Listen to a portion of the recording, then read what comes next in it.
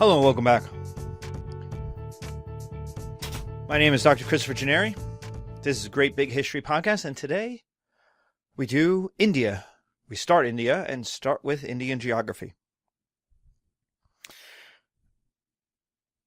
Ancient India is made up of two major rivers. Now there are many more rivers, of course, but the two major ones on which the civilization is based is the Indus and the Ganges. If you're in the video, you'll notice this, but if you are on the audio, I'll describe it for you. The Indus runs north to south from what is now Afghanistan all the way to the Arabian Sea, the Indian Ocean. The Ganges, on the other hand, runs west to east across northern India until it ends in the Bay of Bengal. So why do these two rivers matter? What they do is the Indus creates a connection to Asia. The Ganges does not. What they also do, there is one way into ancient India in the ancient world, and that is through the Hindu Kush to hit the Indus River and come on, follow it to the south. And this is the Conqueror's Road. This is what everybody who wants to conquer India will do. And time and again, this is what will happen. The second thing these two rivers do is connect the north. It is a couple days across the Thar Desert from the Indus to the Ganges. You could cross it. You could jump over. And conquerors will do that. Merchants can do that. But there is no real way of going south of these two rivers. And so this is going to have a major effect. First is it connects the north. You could go all the way from Afghanistan to the Bay of Bengal. I don't know how far that is, 2,000 miles? It allows conquerors, it allows merchants, it allows governments to connect these two civilization hubs, these two giant rivers. The thing, though, is, and that makes agriculture, cities, trade, and knowledge. The two big rivers equal, like Mesopotamia, lots of water equals agriculture. Agriculture equals cities. Cities equal trade. Trade equals money, and money equals knowledge, as people try to get smarter and better to make more money. The problem with that is it separates the north from the south. There is no easy way of going south of these two major rivers. So India is not really connected. The Indian peninsula is not really connected. And we will see this happen again and again and again. India is constantly falling apart because it's simply too hard to go from the north, where it's fairly easy to travel, to the south. Conquerors again and again and again will try to head south and find that the geography is too broken up. It's too rural. There are no roads. There are few cities. Everything that the north is, the south isn't. And so this, even today, is why there are huge differentiations between parts of India. The north is more connected to trade. The north is more connected to each other. The north is more industrial and educated and urban. The south is less of all those things, rural, more isolated. The second thing that happens is there's the Himalayas. The northern boundary, where these rivers come out of, is the Himalayan mountains. They are the tallest mountains in the world. We know this because Mount Everest is there, the tallest mountain in the world, which means all the mountains around it are also tall. And what this does is provides protection. That's good. The advantage of the Himalayas is it protects all of those nomadic horse lords who will invade the Middle East, who will invade Europe, the Huns, the Mongols, the Persians, the Medes.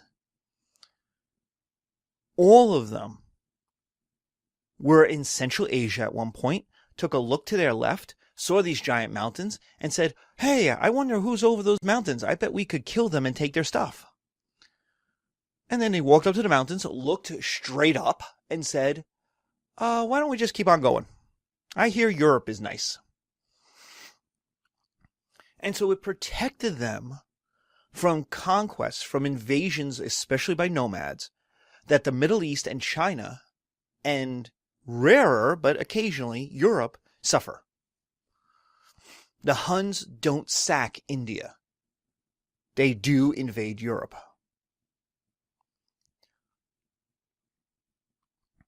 The problem is, the disadvantage of the Himalayas is it creates isolation. So protection is the advantage. The disadvantage is, of course, isolation. It keeps bad guys out. It also keeps good guys out. It's harder to get to than other places for trade. You have to go into the mountains. You have to hit the river. You have to come south. And so India will always be behind. Even when India is rich and progressive, India is also behind in a lot of ways. The other civilizations that's surrounded by.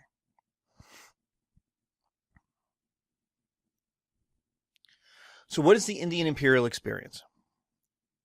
What is the, under the long, what we call in history, the longue durée? India is so old we can see patterns. And that pattern is we start with one India, usually based on the Indus or the Indus and the Ganges. Now, notice, India is named for the Indus River. The Indus River today is not in India. It's in Pakistan, which tells you that Pakistan is a modern country, not an ancient country. Now, the foundation of Pakistan has to do with cultural and demographic changes that start in the early Middle Ages. And we'll talk about those, especially in 102, History 102. But Pakistan as a separate country is modern, even if the differentiation of the Indus from the Ganges is ancient. So what we're seeing today is that India breaks up. What was one India, the British Raj, which stretched from the Indus to the Bay of Bengal, from the Himalayas to the sea, broke up into pieces. And then it's continuing to break up. So these pieces break up even more. There was a Pakistan, but that Pakistan had an East and a West Pakistan. In the 70s, they broke up into Pakistan and Bangladesh. Sri Lanka broke into pieces because of a 20-year, 30-year civil war. India has a very pronounced state system, federal system. So that several states have completely different languages, have completely different ways of doing things than other states. And even Pakistan currently is breaking up, or was breaking up in the 2000s, because the Northwestern Territories, Waziristan, where the Taliban are really not governed by Pakistan. They have their own judges, they have their own laws, they have their own borders. So you can't even to move from central Pakistan into Waziristan is itself to go through a border checkpoint within this country. So Pakistan is falling apart, or looks like it's falling apart into pieces. So how do we end up with one in India? Because there's India on the map. I know there's an India, and that's a foreign invasion. Sooner or later, see, India is so big, it's so populous, it's so wealthy, that sooner or later someone comes along and says, if I united that. Right now it's all divided, it's all broken up into lots of pieces. Like when the British show up in the 1750s, there are 3,000 kings, 3,000 countries in India, in the Indian Peninsula. So when India breaks up into pieces, large pieces, those large pieces then break up even more and more and more into smaller and smaller and smaller pieces. Which is because of geography, but it affects culture. Why there's so many languages, so many religions, so many different ways of doing things in India. And sooner or later, a foreigner sees this and says, if I smush them all together, I would get wealthy. I would get rich. That's the British in the 1700s. That's a bunch of Afghani Islamic kings in the Middle Ages. That's Darius in the 600s, 500s BC.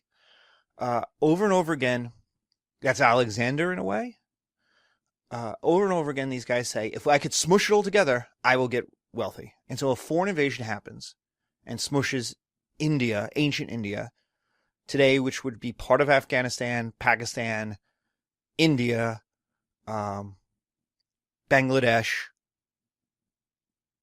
Nepal, Bhutan. All of that is what we would call ancient India. And smushes it all together. The first such foreign invader is the Aryans. Now, these are not Hitler's Aryans, and this is not the German Nazis, and I know it uses the same word, and I could go into a whole explanation for why it is.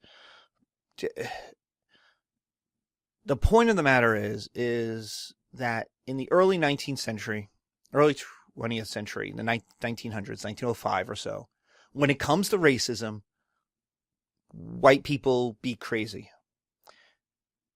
And they created all kinds of racially based Darwinian theories about who the best people were and then who the best white people were. And the answer that they came up with was the Aryan. That is different from these guys. These guys are from the Caucasus Mountains. These Aryans that will give their name to Iran are the foreign invaders who show up in India in 1000 BC. They're part of the Bronze Age collapse. So they're different than the Scandinavian, Gothic, Northern German, blonde, blue-eyed Aryan. They're completely different people.